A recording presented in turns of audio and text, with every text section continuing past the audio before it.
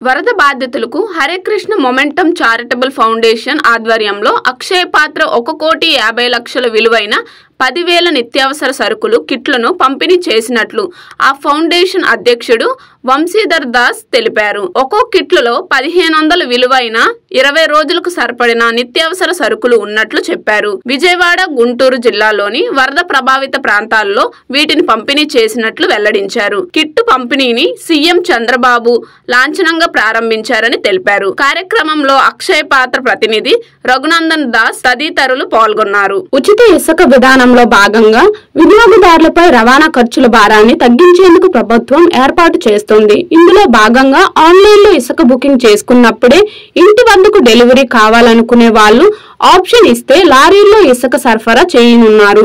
ఇందులో భాగంగా రీచ్లు, స్టాక్ పాయింట్ల నుంచి వినియోగదారులకు ఇళ్లకు ఇసుక రవాణా చేసేందుకు ఆసక్తి ఉన్న లారీల యజమానులు గనుల శాఖ వద్ద రిజిస్టర్ చేసుకోవాలని జిల్లాల్లోని కలెక్టర్లు ఆదేశించారు. దీంతో అన్ని జిల్లాల్లో కలిపి ఇప్పటికే 3,000 లారీల యజమానులు తమ వాహనాల వివరాలను నమోదు చేయించుకున్నారు. ఈ సంఖ్య మరింత పెరిగే అవకాశం ఉందని అధికారులు చెబుతున్నారు. ఇవన్నీ జీపీఎస్ ఉన్నవి కావడంతో ఇసుక దారి మళ్లకుండా వినియోగదారుడి వద్దకే చేరుతుందా లేదా అనేది నిఘా ఉంచేందుకు వీలుంటుందని గనుల శాఖ వర్గాలు చెబుతున్నాయి. బంగ్లాదేశ్ తో టెస్ట్ సిరీస్ భాగంగా తొలి మ్యాచ్ సెప్టెంబర్ 19న ప్రారంభం కానుంది. ఇప్పటికే జట్టును బీసీసీఐ బంగ్లాదేశ్ తో టెస్ట్ సిరీస్ భాగంగా తొలి మ్యాచ్ సెప్టెంబర్ 19న ప్రారంభం కానుంది. ఇప్పటికే జట్లను బీసీసీఐ ప్రకటించింది. చెన్నై వేదికగా ఈ మ్యాచ్ జరగనుంది. దీంతో క్రికెటర్లు చేపాక్ వద్దకు చేరుకున్నారు. తాజాగా భారత్ స్టార్ ప్లేయర్ విరాట్ కోహ్లీ కూడా భారత్ కు వచ్చేశాడు. లండన్ నుంచి నేరుగా చెన్నైకి రావడం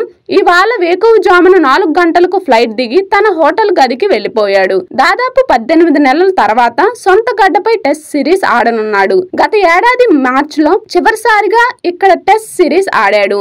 ఇప్పుడు బంగ్లాతో తలపడేందుకు వచ్చాడు. మాజీ సీఎం వైఎస్ఆర్సీపీ అధ్యక్షుడు వైఎస్ జగన్మోహన్ రెడ్డి శుక్రవారం కాకినాడ జిల్లా పిఠాపురంలో పర్యటిస్తున్నారు. ఏలూరు వరదకు అతలాకుతలమైన గ్రామాల్లో జగన్ పర్యటిస్తారు. ఉదయం తాడేపల్లి నుంచి బయలుదేరి 10:30 గంటలకు పిఠాపురం చేరుకుంటారు. అక్కడ నుంచి పాత ఇసుకపల్లి మీదుగా మాధవపురం చేరుకొని వరద బాధితులతో మాట్లాడతారు.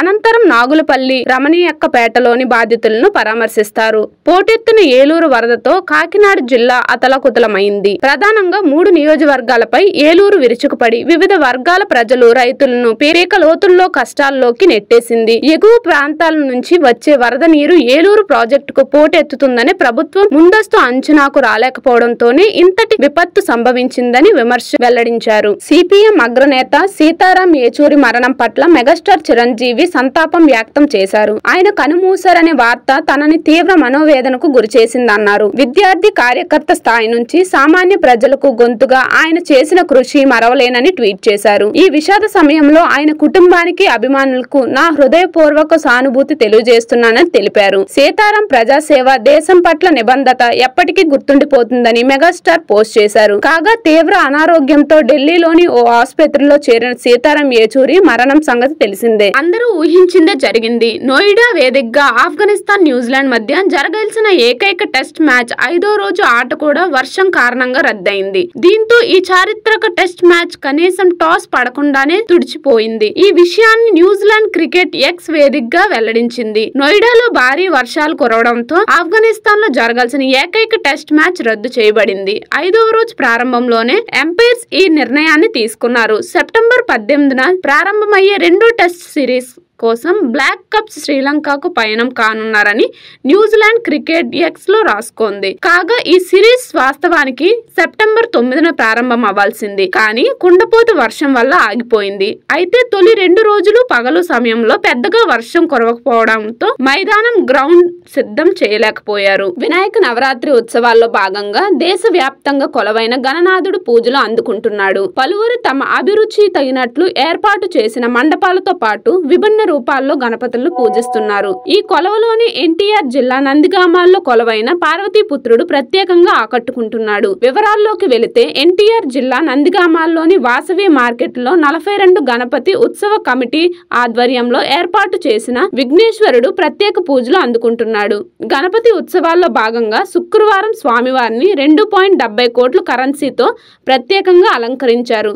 దీంతో భక్తులు మహాగణపతిని దర్శించుకునేందుకు పెద్ద సంఖ్యలో తరలివస్తున్నారు.